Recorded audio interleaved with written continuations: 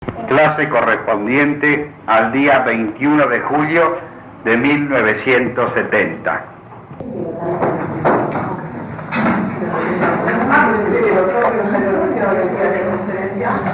Y creo que tanto yo como el padre García Vieira no estamos en la simpatía, esa impresión que tengo, ¿no? Porque a menudo, ¿no? En realidad las publican cuando no se dan cuenta que está el nombre mío, el del padre. ¿Por qué? No creo. Y es una cosa antigua, esto, sí. No crean, no, es una cosa natural. ¿Qué? No es en serio. Sí, pero ¿saben lo que pasa? Que todavía en muchos casos hay personas que no, como este es un periodo más bien de vacaciones, no solamente lo ha sabido en el orden docente, sino también en otros renglones, se explica. Pero eso es lo de menos, ¿no? Hoy vamos a hablar nosotros sobre la pasión y el hábito. Y después vamos a continuar tratando el problema de las virtudes y los vicios, ¿no? La pasión y hábito. Y me voy a ocupar en forma especial porque lógicamente una cátedra de ética, es decir, una cátedra de filosofía, no puede ser nunca una cosa divorciada de los problemas concretos de la existencia, porque entonces estaríamos siempre moviéndonos al margen de la realidad que nos suministra los testimonios para considerar. Por eso yo me voy a dedicar especialmente, después de una introducción, a tratar el problema de la pasión en el plano ya sobrenatural, la pasión de Cristo, la pasión de la cruz y la pasión demoníaca, la pasión nihilista, ya que estamos viviendo un momento en que vemos desatarse y, digamos así, encubierta en el manto cristiano las formas más pavorosas del terror. En consecuencia, es menester hacer una consideración sobre este problema en que se está jugando el destino de nuestra nación y de toda la América. Sería realmente absurdo y además inexcusable para un profesor como yo, que marginara el comentario, no en el terreno personal, por supuesto, sino en el terreno del significado de los hechos, cuando atañen justamente a los temas que estamos desarrollando. Porque la cuestión planteada en el mundo es ante todo una cuestión religiosa, una cuestión moral. Después es una cuestión social, una cuestión económica y una cuestión política. Pero ante todo, la cuestión es una cuestión de orden teológico. Porque frente al problema del mal y del bien, no hay más que dos posiciones. O el origen del mal es algo social histórico, es decir, ha sido un problema suscitado entre los hombres, o el problema del mal tiene como origen y raíz una cuestión entre el hombre y Dios. Entonces el problema cambia completamente, porque si el problema del mal es un simple problema social histórico, la solución, así como el origen ha sido humano, la solución es humana. Pero si la cuestión del origen del mal radica en una situación o en una actitud del hombre respecto de Dios, ya la solución no puede ser simplemente humana. Esto es fundamental, porque en todas las cosas se nos va a plantear el dilema que Donoso Cortés señalaba en el siglo pasado. Él decía, en la raíz de toda cuestión social y política hay una cuestión religiosa. Y en rigor siempre es lo mismo, o una perspectiva teológica o una perspectiva zoológica de los problemas humanos, otra cosa no hay. O zoología o teología. Y justamente el problema de la pasión nos sitúa, digamos así, de lleno en esta cuestión. Porque si yo considero la pasión en general, en el plano general, la pasión, llamamos pasión en psicología, a todo lo que es un estado afectivo, a todo lo que es en nosotros una reacción frente a una acción que obra sobre nosotros, o lo que es un movimiento del apetito, del deseo hacia algo. Pasión en este sentido, como estado psíquico, se diferencia del acto puro, del acto que es acto en la vida del alma. No es lo mismo experimentar un dolor o un deseo, un apetito determinado de algo, en que siempre está interesado lo orgánico junto con lo psíquico, que un acto de pensamiento o un acto de preferencia. Porque en un acto de pensamiento estamos con algo que es inmaterial y cuyo sujeto es el alma sola. El alma inteligente y capaz de querer es el sujeto de los actos de pensar y de querer. Pero de los estados de alma, de los estados afectivos y sobre todo de los que llamamos usualmente estados pasionales, las pasiones, lo que el alma sufre, experimenta frente a las cosas, frente a los demás, o en función de lo que apetece o de sus inclinaciones vitales, instintivas. En este caso, todos esos estados afectivos, emotivos, sentimentales, pasionales, el sujeto de esos estados, de esas pasiones del alma, es el alma junto con el cuerpo.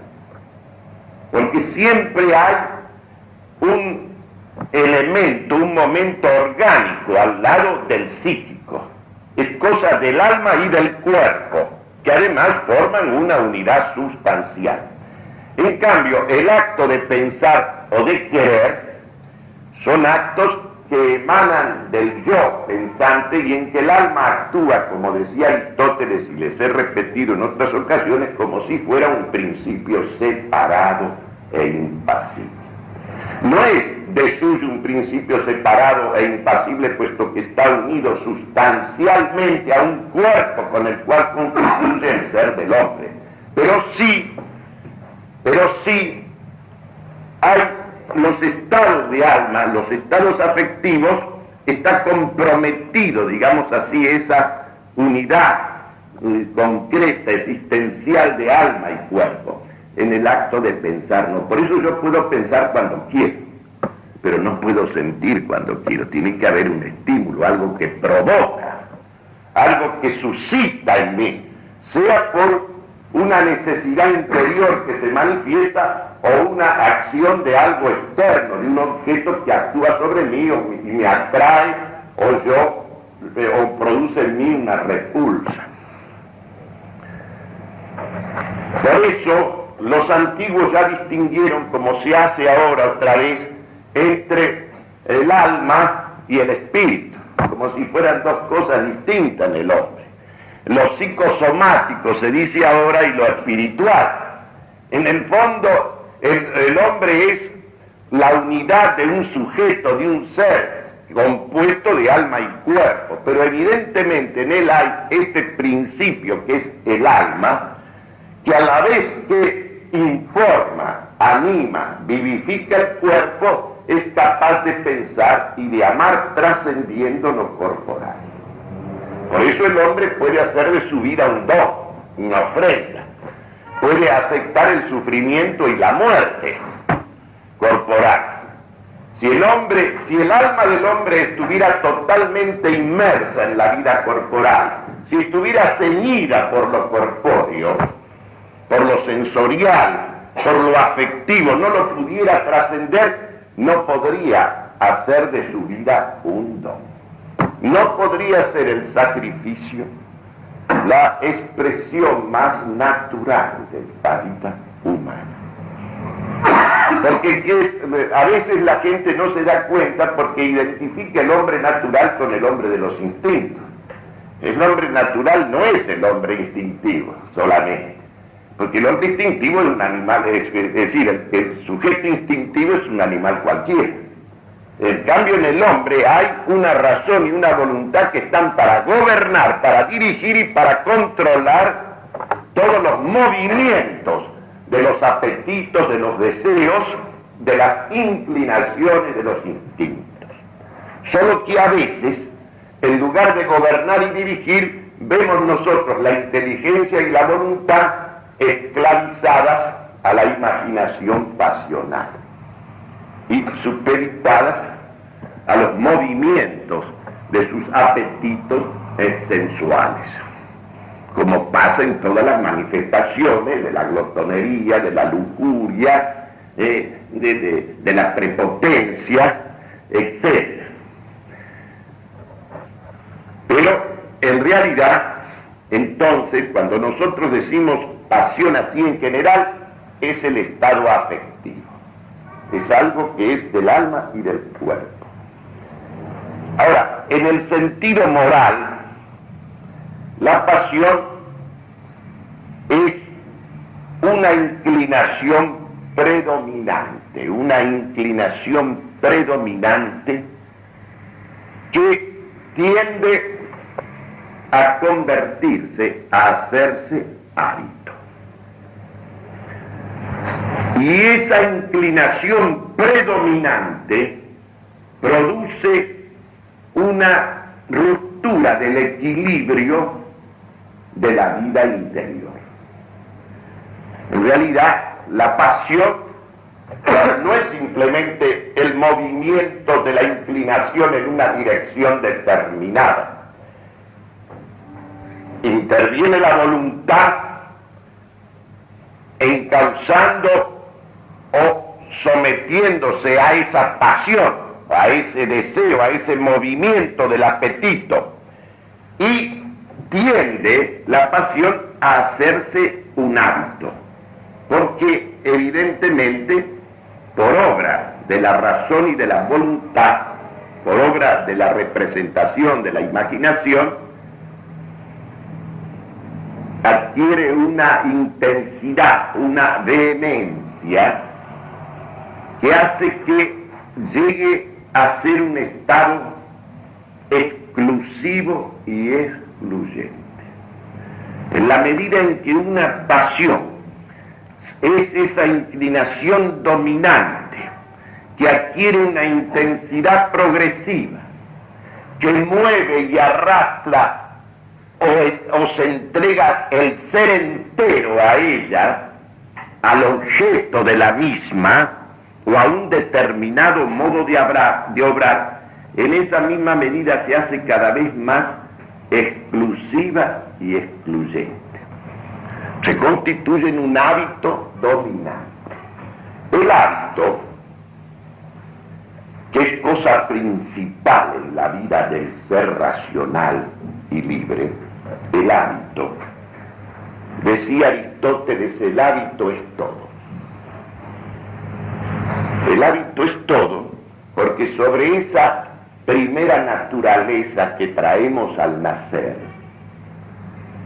el hombre, la crianza, la educación, la conducción primero de los mayores y de los educadores y de las cosas, y luego la propia, digamos, el propio ejercicio y disciplina de uno mismo, van edificando sobre la primera naturaleza, digamos así, que se manifiesta en tendencias, en impulsos, en pulsiones vitales, instintivamente, va edificando una segunda naturaleza de hábitos, o sea, de disposiciones adquiridas, conscientemente adquiridas, que se van estructurando, que se van fijando, que van haciendo que toda la experiencia que nosotros y saberes que vamos adquiriendo se van fijando en nosotros como disposiciones estables y permanentes para obrar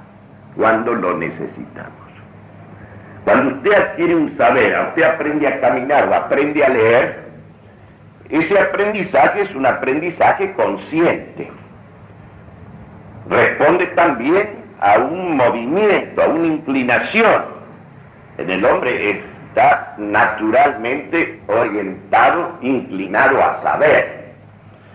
Entonces él va adquiriendo una serie de instrumentos, vamos adquiriendo. Esos instrumentos se van fijando en hábitos, en disposiciones estables para obrar. Una vez que los adquirimos por el ejercicio, esos hábitos se, digamos así, establecen en el subconsciente, que se llama, y quedan a la disposición de la razón y de la voluntad del hombre.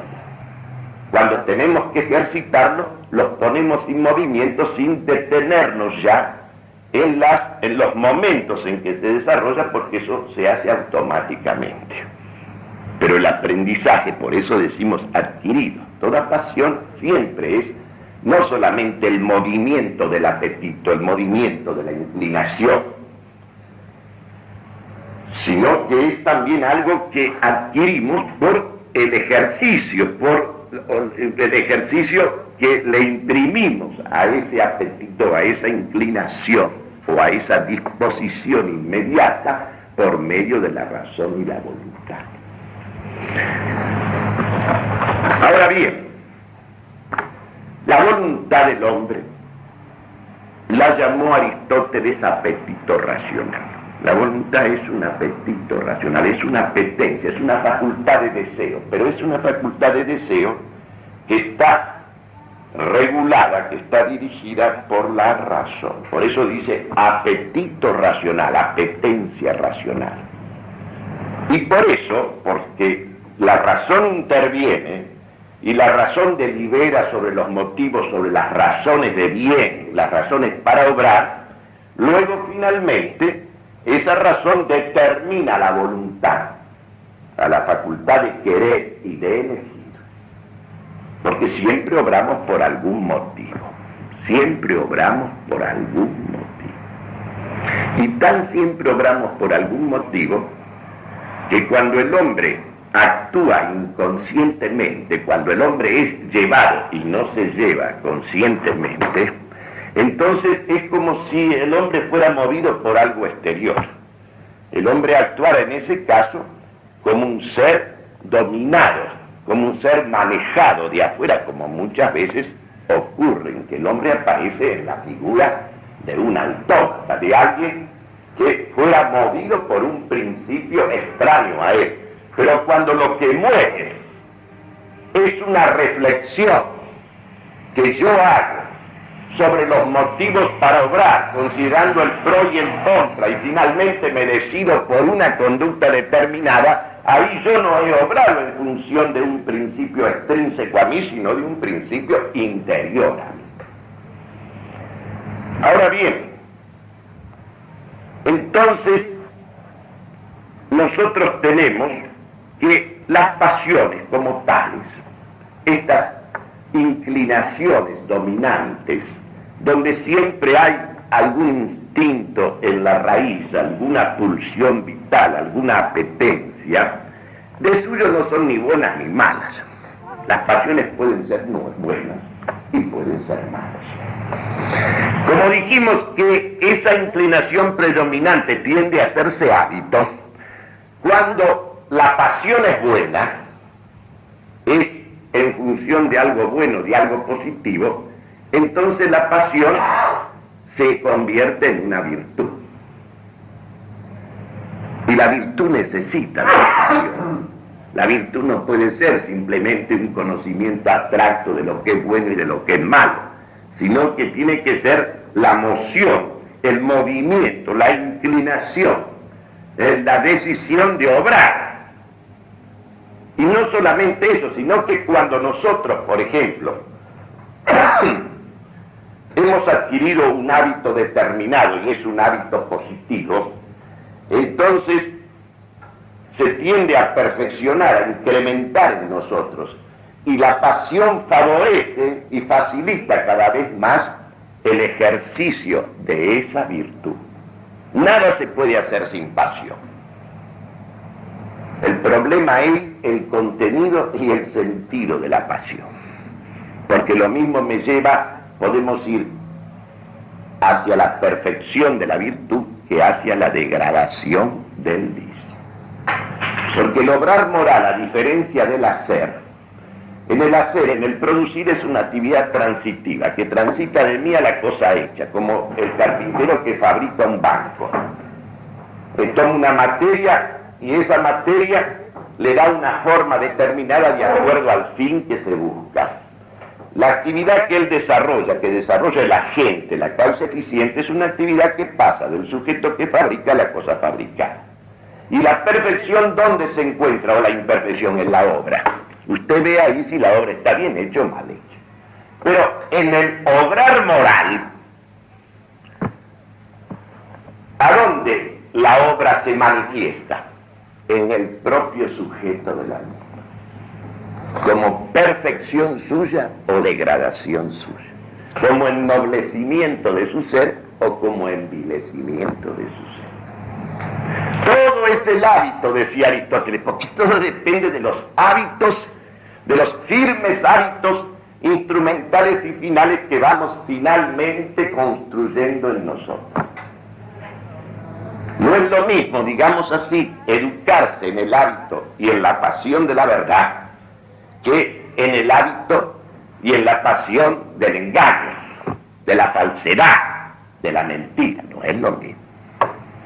No es lo mismo que yo depure mis gustos, mis inclinaciones y adquiere hábitos en los cuales está el sentido de lo bello, que yo caiga en una vulgaridad en materia de gusto, que puede ocurrir. De tal manera entonces que, como pasa en la novela de Wilde, El retrato de Dorian Gray, cuando el hombre se degrada, se va, digamos, espejando en su rostro, se va espejando en todo su ser su degradación. Porque la simulación tiene un límite, nada más, porque todo el interior tiende a manifestarse, a exteriorizarse, permaneciendo en el interior. Ahora bien, hay pasiones que son las llamadas pasiones sensibles, sensuales, el mundo de la concupiscencia que decían los escolásticos, las pasiones sensuales que corresponden a los apetitos, a los instintos, es decir, que se insertan en las inclinaciones instintivas. Y por eso, digamos así, cuando esas pasiones degeneran en vicios, es lo que llamamos glotonería, embriaguez, lujuria, codicia, avaricia, según el instinto sobre el cual se injertan, digamos así. Claro que en estos casos ocurre muchas veces que la razón y la voluntad que están para gobernar y dirigir esas inclinaciones a veces resulta que aparecen sometiéndose y esclavizándose.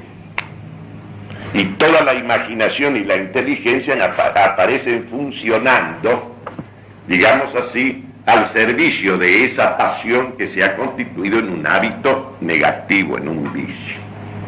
Y todo el ser, incluso las potencias superiores, aparecen en esa servidumbre, en esa esclavitud. Ahora bien, podríamos nosotros, digamos así, hacer una escala en el orden de las pasiones sensibles, las pasiones espirituales, como por ejemplo la pasión de la belleza, la pasión de la ciencia, la pasión de la sabiduría, y hay todavía pasiones que desbordan el plano natural, el plano humano, digamos, de arriba. Hay pasiones donde interviene lo sobrenatural. Por eso hay hábitos sobrenaturales, hay virtudes sobrenaturales, como son la fe, la esperanza y la caridad, para poner un caso. Como son en realidad la vida en el cristiano de las bienaventuranzas, las cuales no podrían ser por las solas fuerzas naturales del hombre, sino por la acción de los dones del Espíritu Santo en nosotros, en el creyente, en el que tiene fe.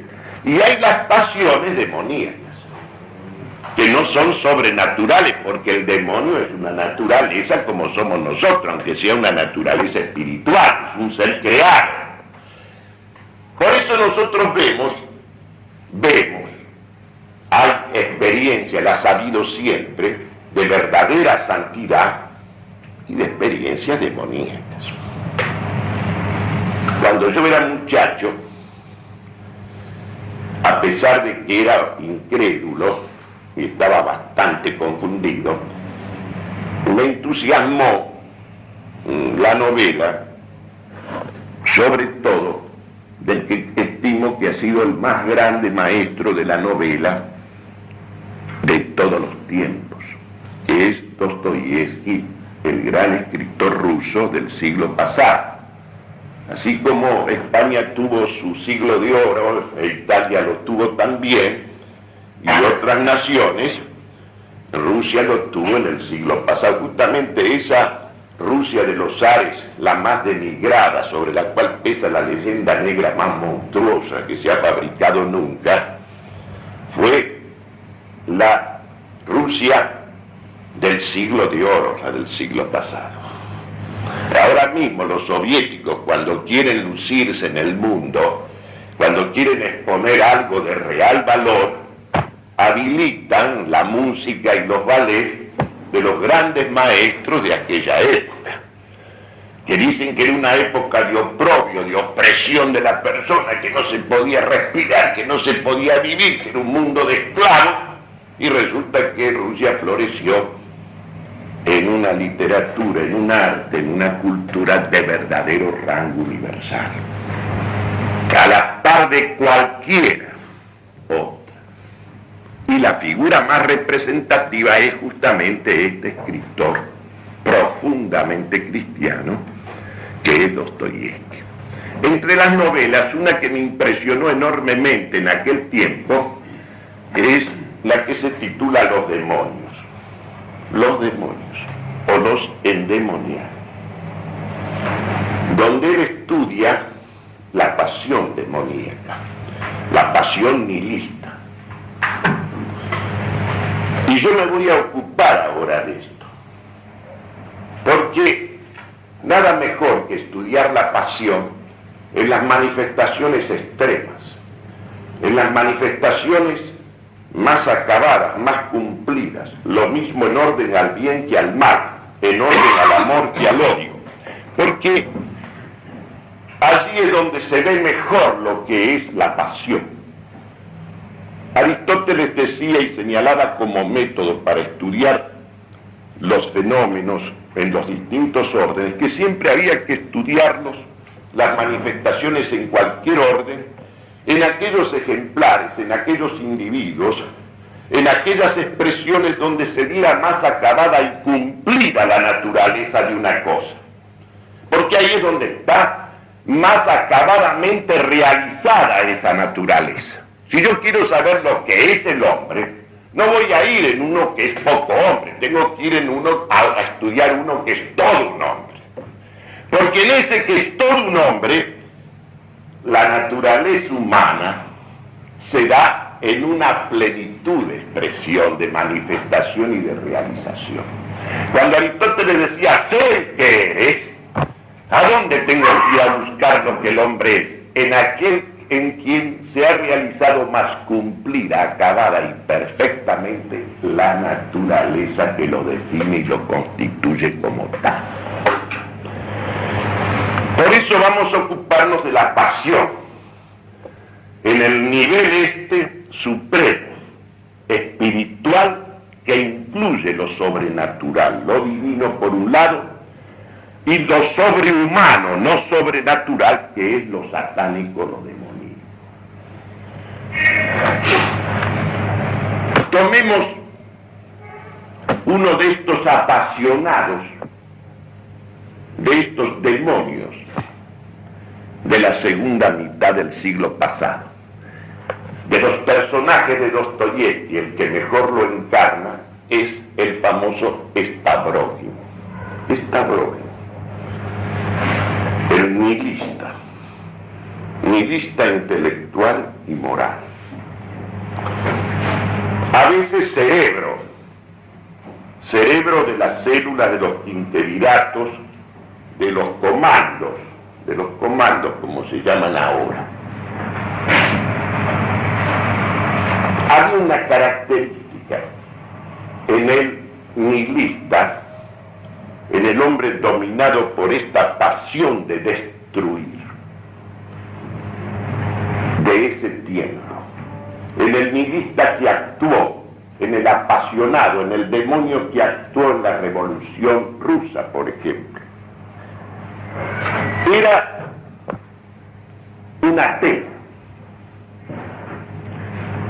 Era siempre un hombre de los que consideraban que Dios ha muerto. O que, como Kirillov, otro personaje de Dostoyevski, estimaban que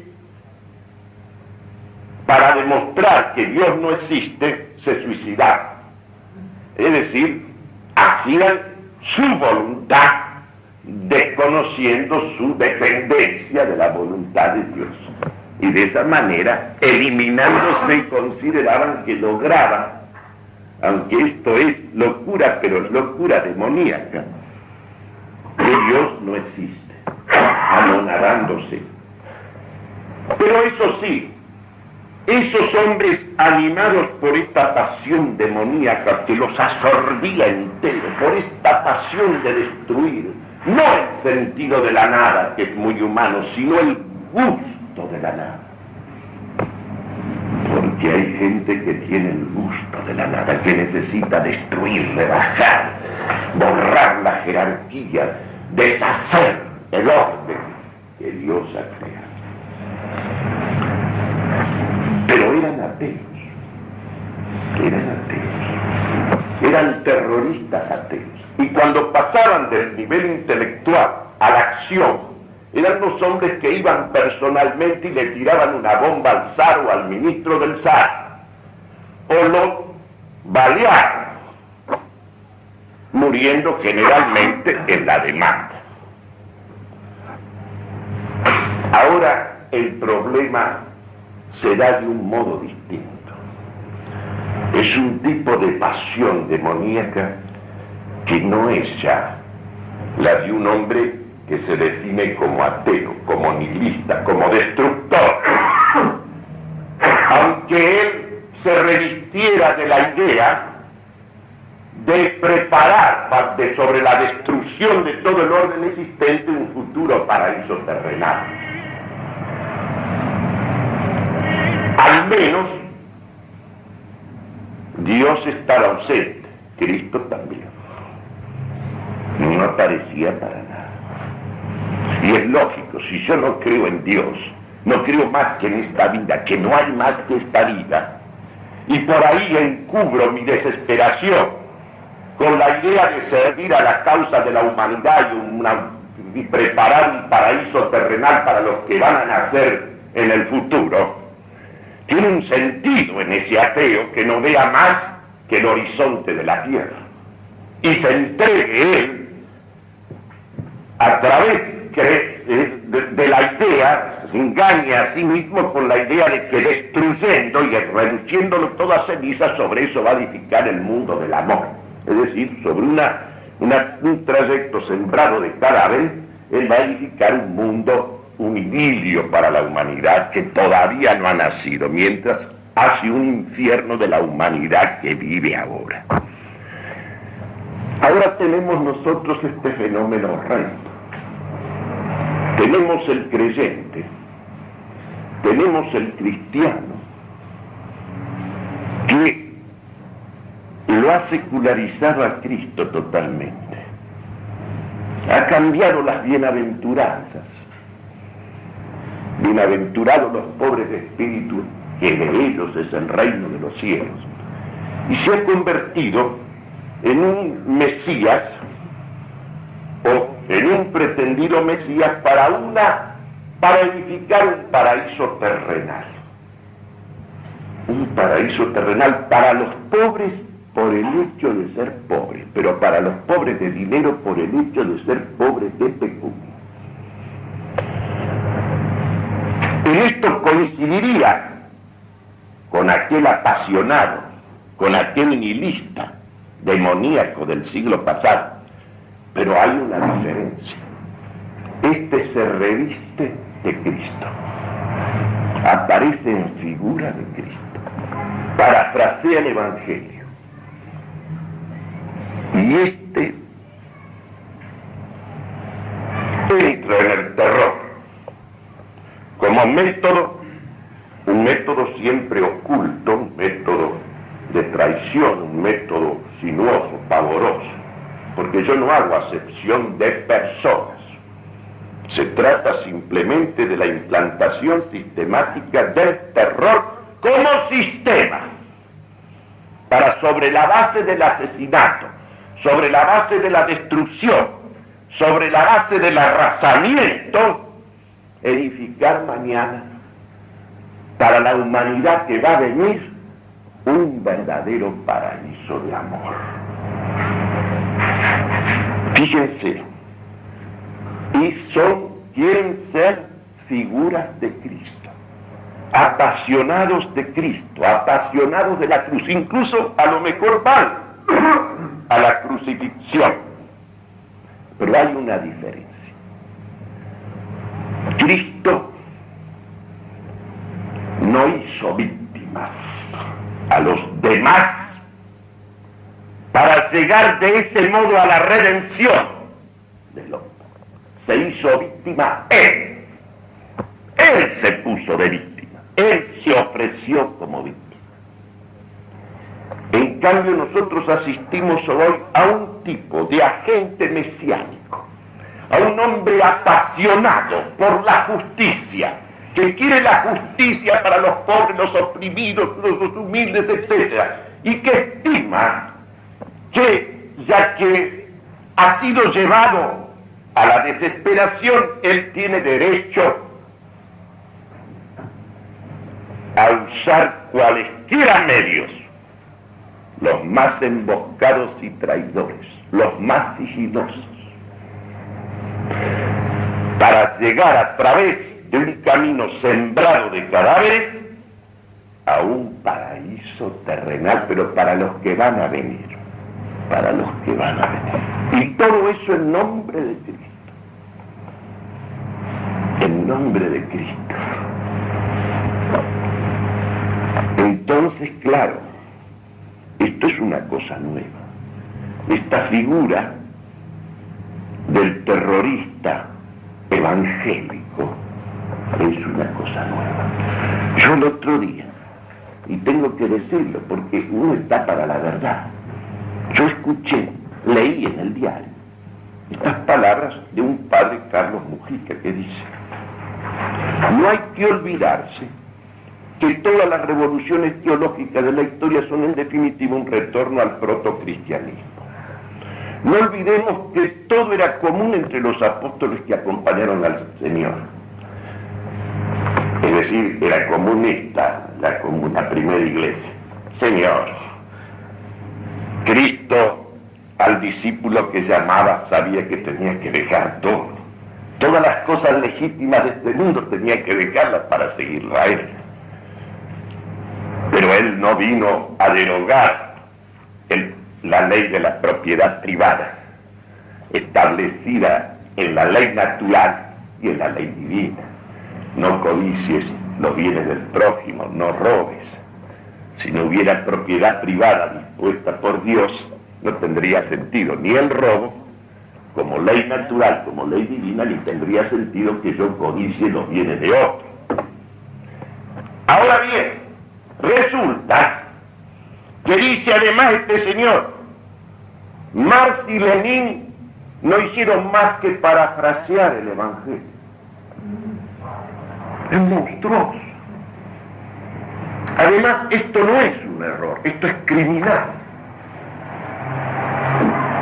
Porque yo pienso, yo he hecho un comentario del manifiesto comunista, pero antes que yo, la cátedra de Roma ha definido que el comunismo es intrínsecamente perverso, es la expresión del ateísmo puro. Resulta que ahora los agentes principales, los ideólogos del comunismo, son parafraseadores del Evangelio, y todavía agrega él, y son muchos los pensadores que dicen que ambos son simplemente herejes cristianos, un protestante, un separado cualquiera. Nosotros estamos frente a una cosa demoníaca. Para el que no cree en los demonios, esto es demoníaco. Y que esto te lo presenten en figura de Cristo.